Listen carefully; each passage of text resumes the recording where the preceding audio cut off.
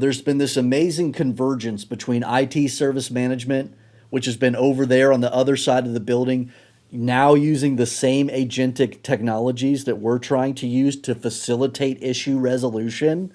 And the organization's like, whoa, we're not paying for that twice. What's going on here? And the entry point when it comes to issue resolution, that idea of the digital ecosystem melding and the idea of customer centric sales and marketing with the rise of customer success and that transcending just the SaaS space, you've got this scope that has been broken when it came to traditional customer service and CX. It was so much in this box of issue resolution, ticket taking, voice of customer, program management, the occasional customer centric transformation project, but so in the box. And now that box has been shattered with this great CX convergence that is taking place. So what sits at the top of that?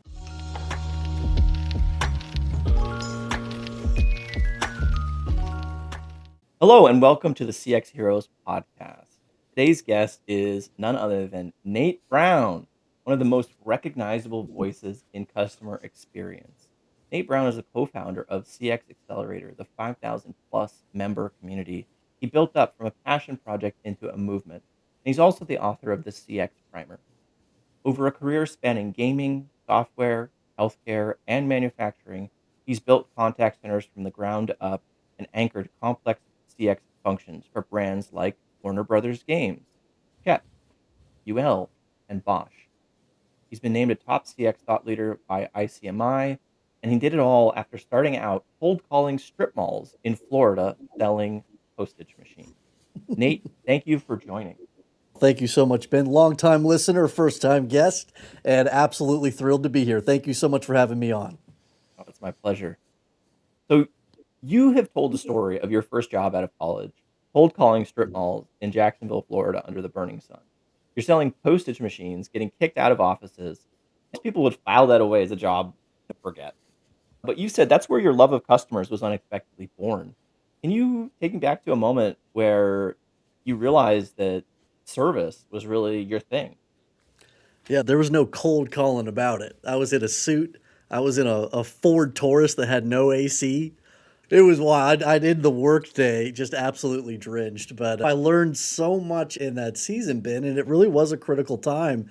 And they put me in this experimental territory called Arlington, where Mhm. there hadn't been any coverage for a long time because they hadn't had success in this area. I found out why pretty quickly, but there was one or two customers that was using one of our little postage machines in that territory, and you wouldn't believe how excited I was to go in there. How's it going? How's it working for you? How can we make this even better for you? How can we make all your dreams come true when it comes to mailing envelopes out of this office building? And just the excitement that I had with that, it made me realize, hey, the next role that I have needs to be focused on this ability and this interest and just helping people to solve a problem and move on with their lives in a way where their day is slightly enhanced. And so I was able to find a role just like that, Ben. That's awesome. Yeah, definitely not cold calling. It's more hot Hot calling. walking. But yeah, but that's great though. I think seeing the delight or seeing the satisfaction that a customer has is really motivating, isn't it? It really makes you want to do more for that person and makes you motivated to reach the next customer and serve them.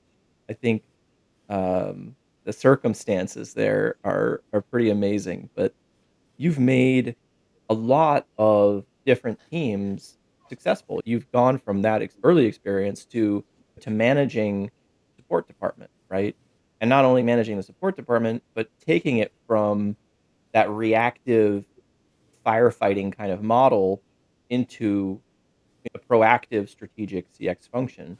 And that's a big shift that a lot of people talk about, but very few people can actually realize. What do you think what are some of the biggest hurdles or the hardest parts that rewiring?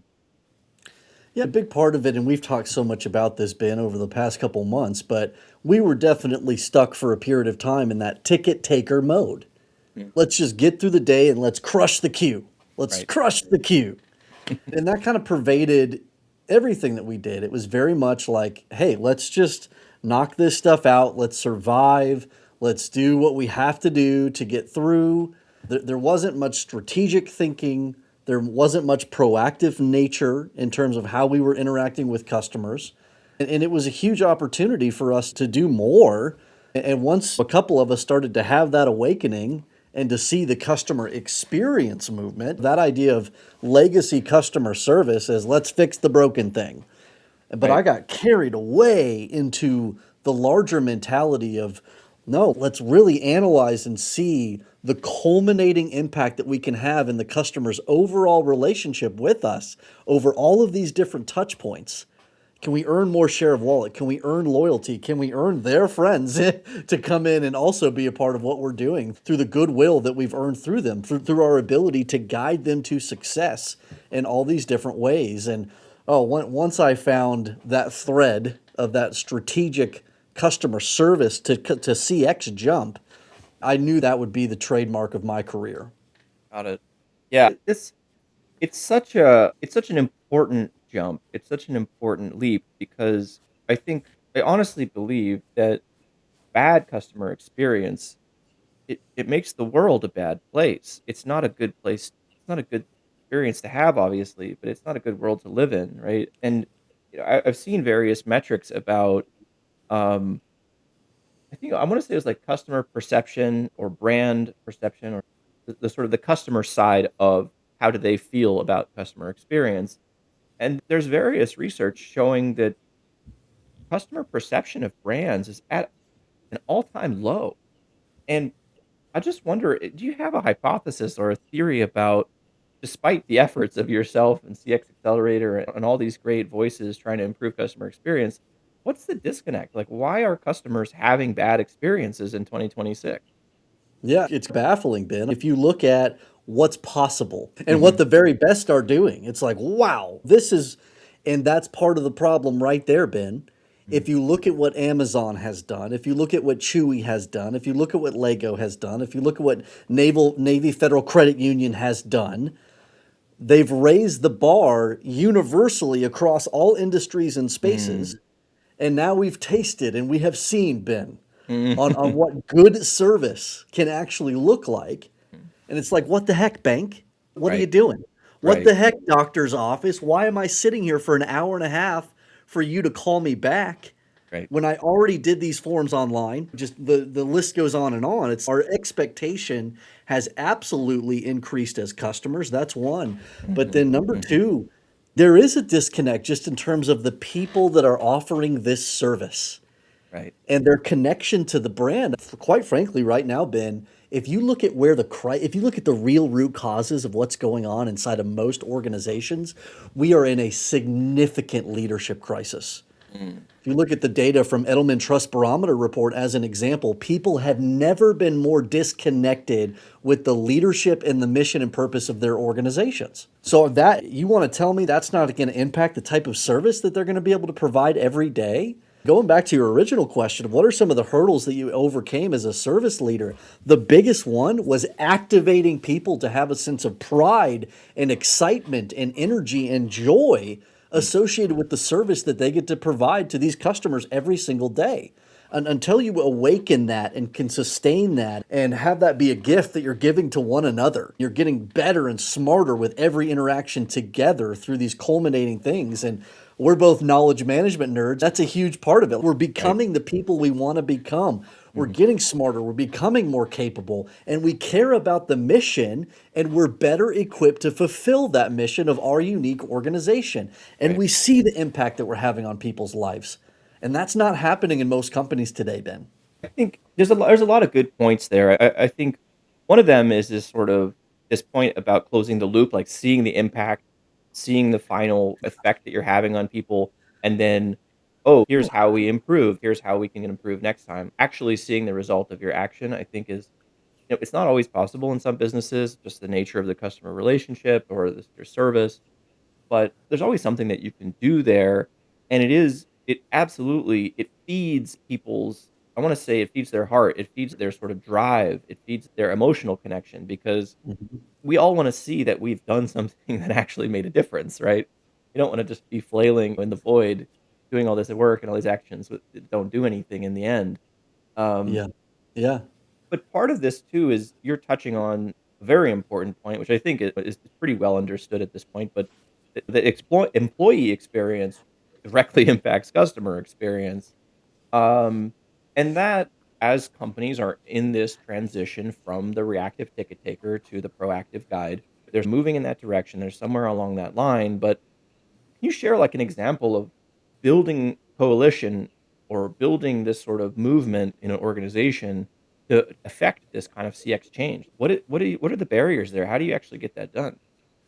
Yeah, it's a battle of the mind. This is a psychological problem that we're dealing with, mostly, Ben, at least in my 100%. opinion. If we think about that idea of CX and the culminating perception that people have towards our brand, that's feeling, that's my perception, it's mine, and Right. it's very much rooted in my mind and how I perceive these different inputs and these things like the peak end rule in terms of how the feeling that you left me with that's going to stick with me when somebody brings up CarMax or whatever.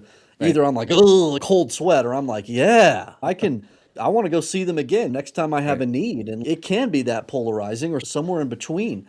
But if we think about these people and where they are inside of the organization, it's that disengagement that can oftentimes be such a stopper, such a barrier to us being able to unlock the world class service, the experience that we want them to be able to deliver.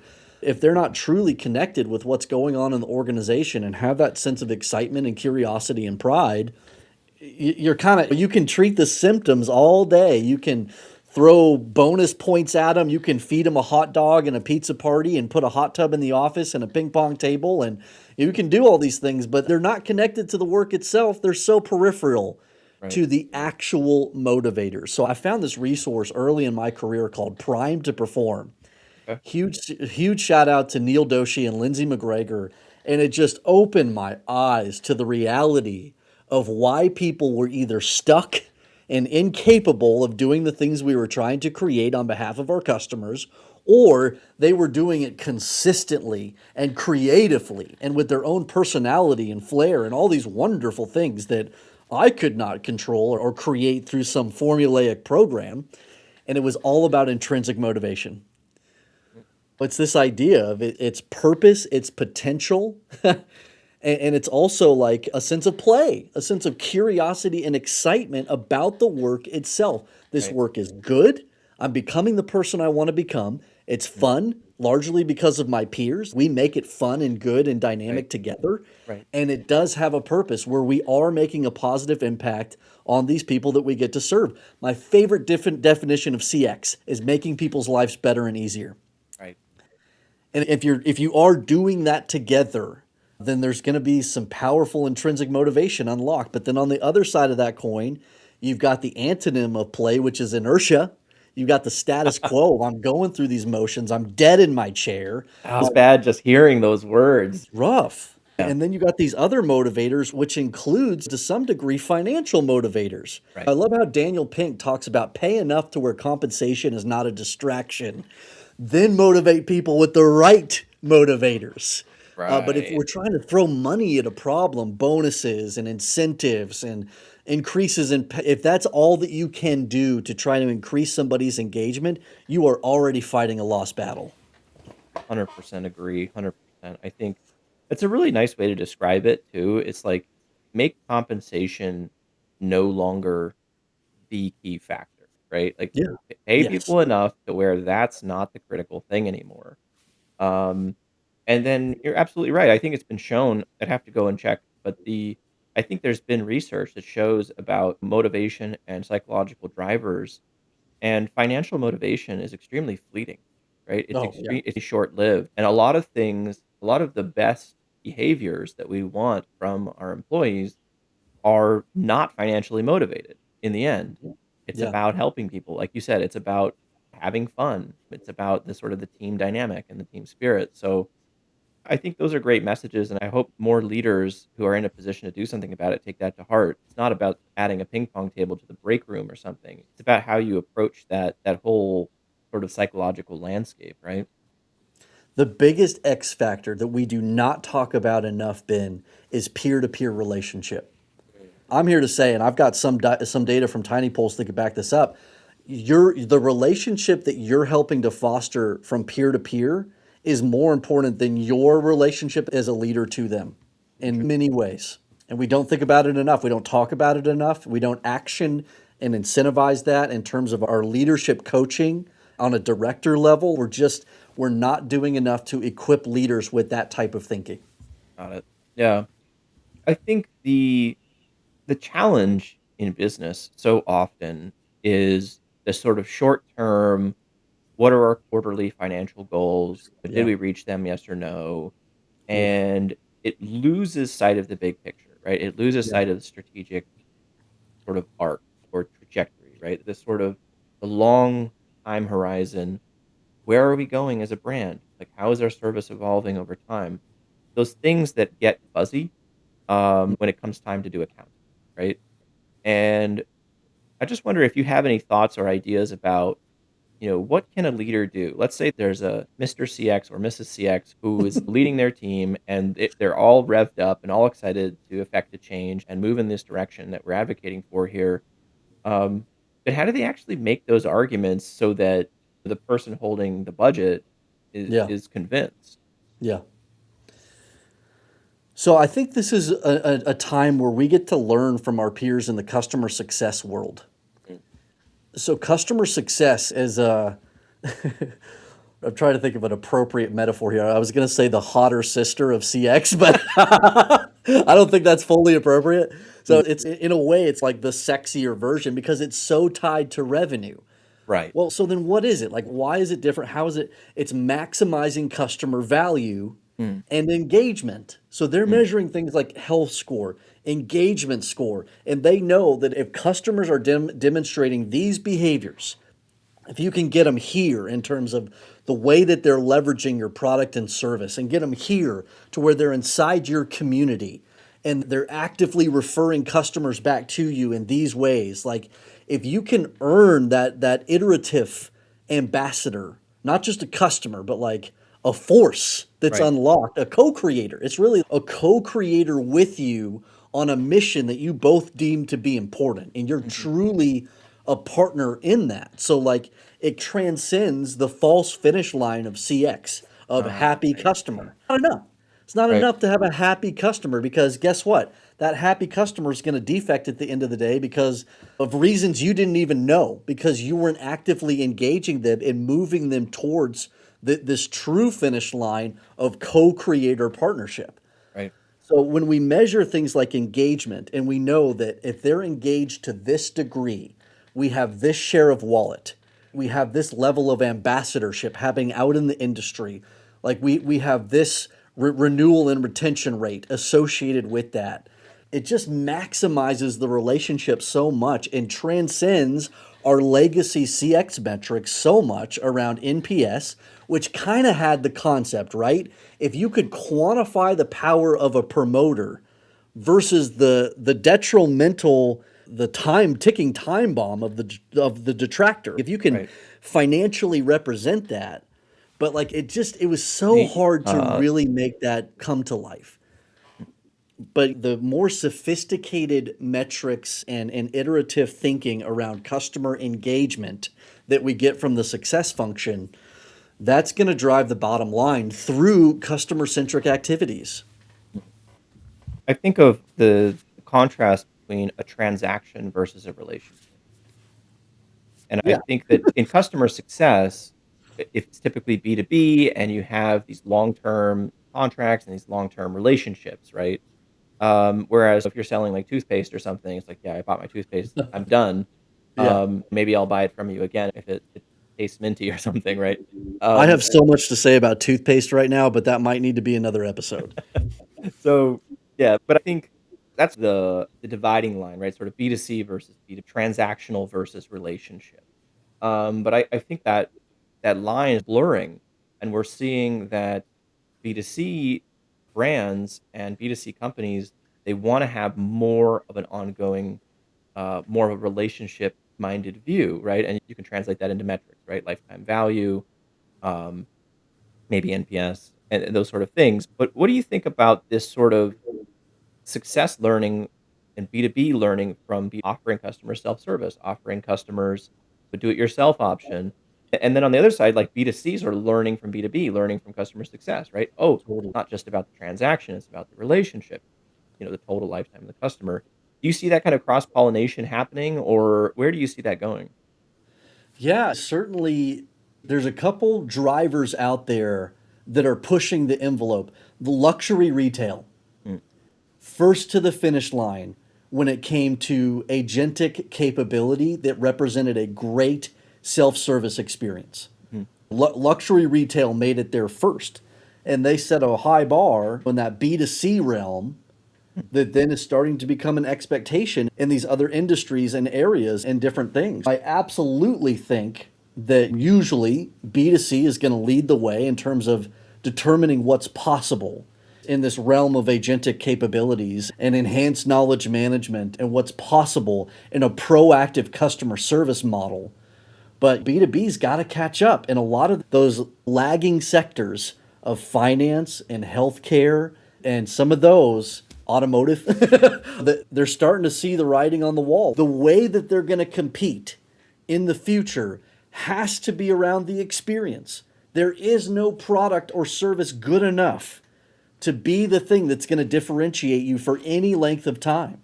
It's got to be the more holistic experience that sets you apart.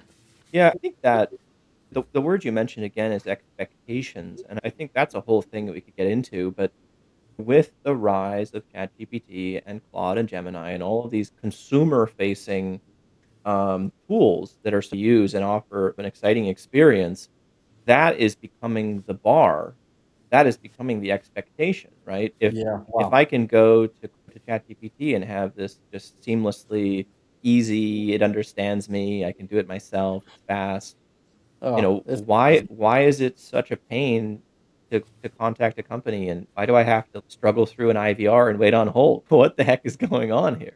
Yeah, And it so would have frustrated you 3 or 4 years ago, Ben, yeah, but now you're like, "This I'm not even gonna tolerate this anymore." The threshold has changed, and another thing that I feel like has shifted to your point, Ben, if you think about what Gemini and ChatGPT and Claude are doing to the mentality of our consumers right. when they have a problem, it's wild. I had an issue recently. I'm staring at a Canon camera right now, and if I have an issue, and I did recently, where my flashpoint trigger was not connecting to that camera in the way that I expected during a photography job.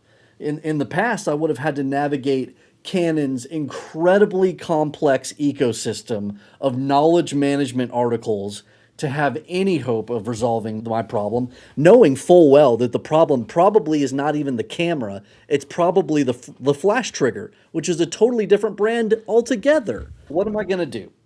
I'm Right. going to go to Gemini, I'm going to put in my problem, and what do I get? This glorious, summarized, amalgamated response of step by step how to solve the problem. Here's a video to watch that's exactly on your issue, and it's not the brands, it's other customers who I trust more than the brand who are giving me the answers to my questions. Right. So because brands in the past have done such a poor job when it comes to self-service, the self-service front door has now moved to third-party environments. And Right. so Ben, we got to win it back. Right. Because I don't know about you, but like I'm not willing to give away the service of my product. I'm not willing to give that away, but we've got to Right. earn it back by having our self-service capabilities being so good that people are going to use that over the new capabilities they have in this third party realm. Yeah, I think you're right, absolutely, about the challenge there and about the opportunity as well.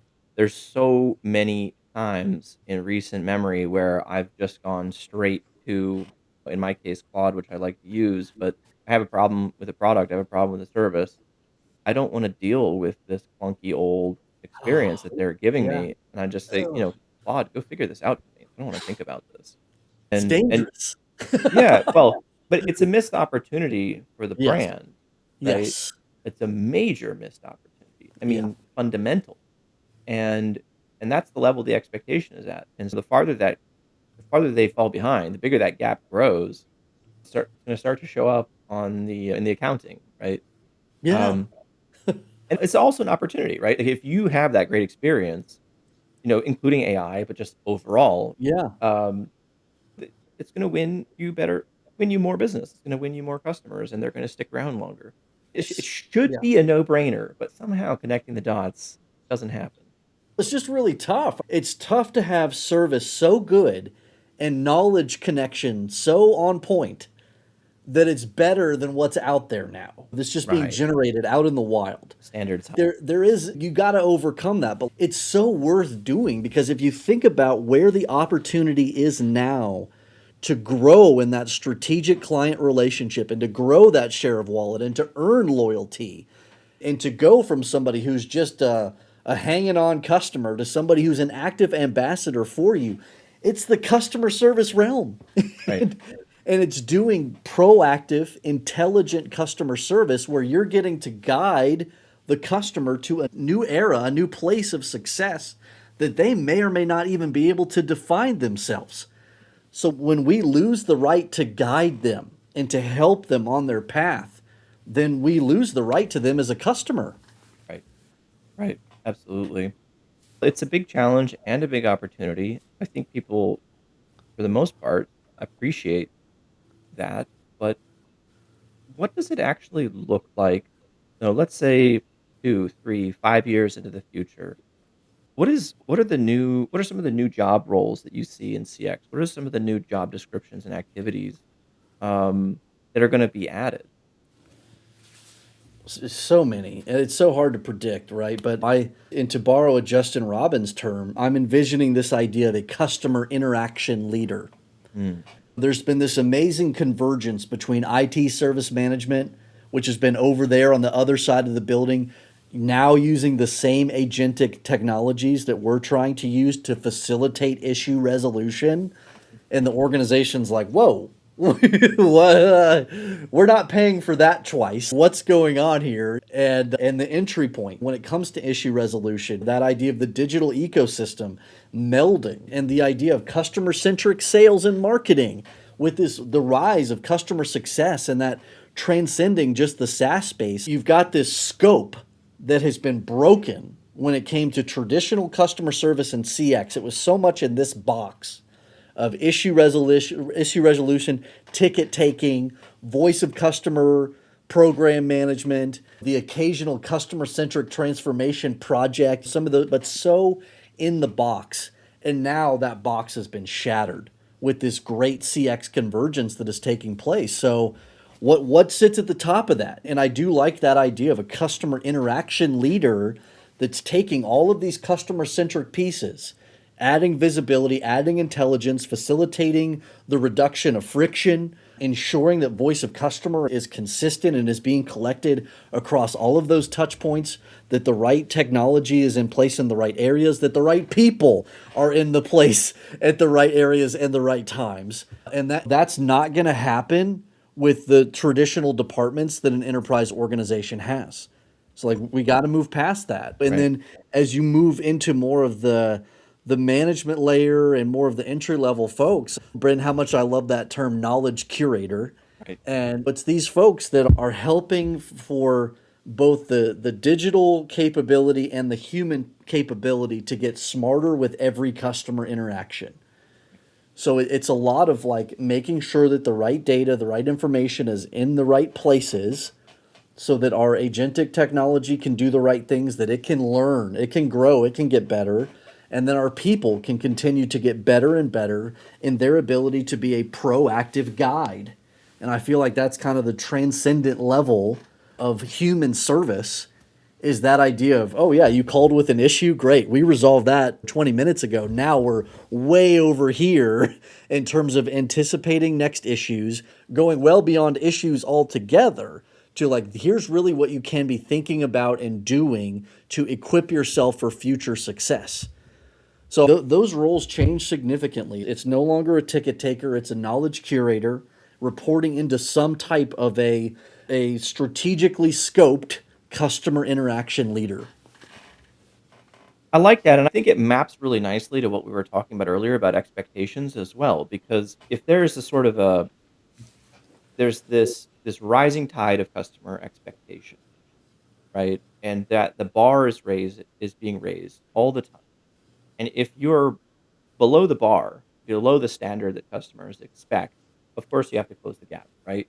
What happens when all of your competitors and you are have closed the gap, you've reached the level of customer expectations? Yeah. Well, then you start to move into the next realm, which is proactive. It's Yes. not only Yes. solving the problem, but actually improving upon what they're Mm. experiencing. And so Yes. I see that as a sort of an arms race or a sort of a new competitive arena that's out there Love that. where it's not about fixing a problem anymore. We're way beyond that, right? Yeah. Customers Should be. expect the problems to be fixed seamlessly, to be fixed proactively, to be automatic. And then how can you delight me? Right? How can you make my experience even better? Oh, this brand is acceptable, but this other brand is proactive. They're above and beyond, right? Yeah. So I think that the bar for competition is raised, and that becomes the competitive advantage that you can grab as a company, as a CX organization. Yeah. Yeah. Um, yeah, I think competition is good for the consumer, right? And a lot of these experiences are becoming the lock-in is dissolving, right? This is how a lot of brands would get away with having a bad customer experience is that you're locked in, right? Mm. You have a contract with your cell phone Oh, company or jeez. your ISP or your utility, or you have a car loan or whatever it is, and you're locked in. You're at the stadium buying the $30 hot dog or something, right? You have no choice. Um, and so when you have no choice, when you're captive, right? There's this idea of captive pricing and economics. That's why you have the super expensive hot dog at the stadium.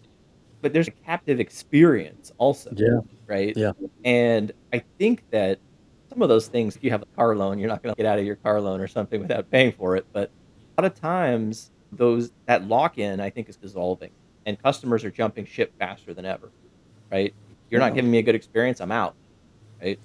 And hopefully that competition will cause us to raise our standards for experience and motivate those making the decisions. But Oh um, my goodness. You make such a great point there, Ben. I think of an internet provider that had an absolute stranglehold in the area where I live, and they had just absolutely abysmal customer service.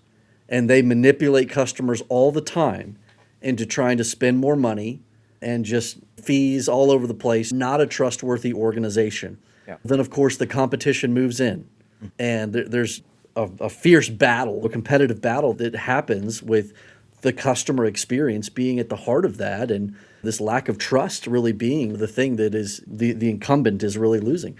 Of course, now they come out with this campaign recently, this soft piano music. We know that times are hard, and we're gonna lock in your price for 5 years to help you. I'm sitting here screaming at the emotional manipulation they're trying to get away with, knowing that the prices are dropping left and right for this type of service, knowing that the competitive battleground is being lost, and that they're trying to lock these people in for 5 years. It's disgusting. yeah. I think that this is we're kind of going back to the original one of the original points here about customer expectations and the mismatch with brand perception, right? People have an all-time low perception of brands, of customer experience, and the expectations are rising and the companies are not adapting fast enough, right? The brands out there are just on their laurels, but it's inertia, right? Yep. It's Yep. hard to change, and Yes. it's easy to point to the short-term win, as opposed to the long-term value. But my sense is that the tide is turning. I think when I go shopping or whatever it is, I'm more skeptical and more critical and more informed, and I know I Yeah. have options more than ever before. And I just see through this stuff immediately, right? Yeah. Well, we're going to lock in your pricing for 5 years. Come on, who's who are you think? Who do you think you're fooling with? Oh my gosh. Yeah. And then And if to be on the high horse at the same time about, oh, we're doing you a favor, right? oh, yeah, it's disgusting. You're right, Ben. And if I'm in the store, if I'm trying to make a critical decision and I don't know the answer, I've got Gemini on my phone. I'm tied into Reddit. Yeah, I don't have yep, to trust what the brand says about themselves at all. Why would I? yeah. I can look at the voice of all these hundreds of consumers that are actively synthesized into a digestible format that I could know exactly the reputation of that brand and if they're BSing me with a claim. Yeah, for those of you in the audience who maybe don't know, there's a company called Steam, a company called Valve, excuse me, and they have a video game platform called Steam, which is extremely popular. It's an online game platform that you can buy games and play Indeed. games there. And the CEO of that company is a man named Gabe Newell. And Gabe Newell did an interview once where he talked about Valve and their approach to the customer relationship. And he said that the internet finds out the truth sooner or later. I like it. And it's absolutely the case now, and people on the internet are finding out the truth faster than ever. To your point, you just look up, "Oh, I'm gonna look up 100 reviews on this independent reviews of this brand, and then I'll know the truth." And so, the things that these companies used to get away with, they're just not getting away with anymore, and the jig is up. The curtain is lifted. It's over now, and so it has to be about trust. It has to be about honesty, and I Yes. I think it's also an opportunity, right? If you're a brand and you have this honest stance and you're upfront about these things, it's like, "Yeah, we're really sorry. We have to pass on this price increase to you. Here's something we're gonna do to make it up to you." It makes business sense, right? And that's an opportunity. It's so is. Yeah. Yeah, brands cannot get away with just claiming things Mhm. because the voice of the customer is too loud. And as you said, the jig is up. So the future of who is going to win in this competitive landscape will be the companies that can earn trust and that are going to win on the battleground of the customer experience. So it's exciting to be in our space, Ben, because I think more and more executives are absolutely seeing the writing on the wall of that reality, and they're jumping on board and not just making CX some kind of quarterly initiative because we all know how that doesn't work. It doesn't fit the mold Right, of enhancing customer relationships over time forever. right. That doesn't fit into the quarterly revenue shareholder model of doing business. And that's what too many executives tried to do in these past 10, 15 years is to ram it into their transformation bucket Mhm. that does not compute with the way that Right. CX needs to ultimately happen inside the organization. It's more of a mindset change and a culture shift than anything else. And I think organizations are finally seeing that.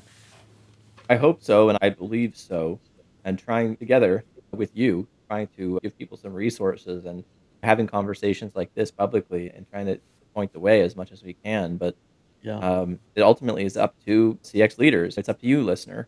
Go out there and advocate for this and make the case, right? And to make it Yeah. compelling, because I think there is evidence, there is a solid business case for this. And besides the numbers and profit and whatever, it just feels so much better to be Yep. It's involved the in it right thing to do. as opposed to the alternative. Yeah, and that's gonna pay dividends beyond financial.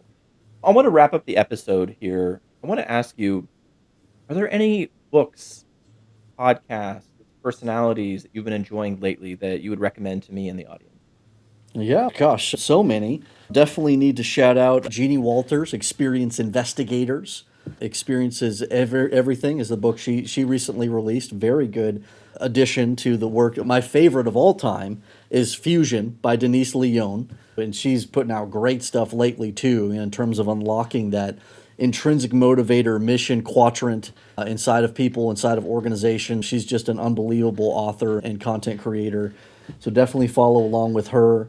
Who else has been knocking my socks off? In terms of futuristic prediction, nobody does it better than Bill Stakos. He's just, in my mind, the person in our space that is further out and with more intelligence than anybody else. Definitely follow him on LinkedIn. You got to follow the CX Accelerator show with me and Erica. We've had some really good guests on there, and it's all about the CX professional and equipping them on their career journey. So would love for you to follow along there with us. And Erica is a wonderful person to follow. So definitely be a part of her journey. Yeah, those would be a few, Ben. Got it. Those are some great resources and great examples for people I'm gonna have to go and check up and do some reading myself. But that's going to wrap it up for today's episode of CX Heroes. You've been listening to Nate Brown and myself, Ben Foden. You can find us both on LinkedIn, and we're also creating content together. We're doing a whole set of videos, we're writing Hmm. articles, and on these topics as well that we've been discussing today. Many of them we're going further in depth. So be sure to check that out and get more. Until then, we'll see you next time on CX Heroes. Thanks, everybody.